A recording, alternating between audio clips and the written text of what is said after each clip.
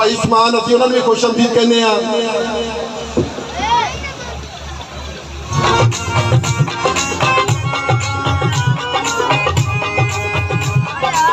जी। जदों जनाब अलहाज अली असगर मंडा साहब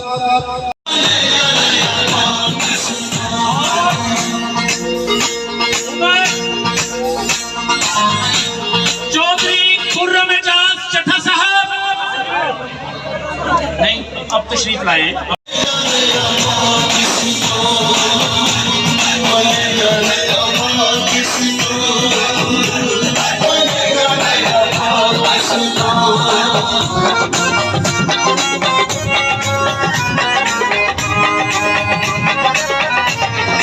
जो जुल्म किए हमारे पीटीए का तूफान बर्पा किया है उसको भी कभी नहीं भूलेंगे।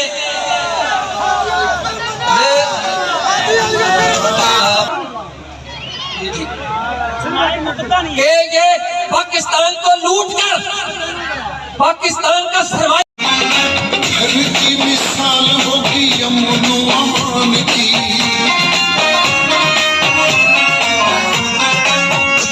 इस बार है यकीनी इमरान की। हो जाएंगे सब हैरान जब हिलेंगे कुल।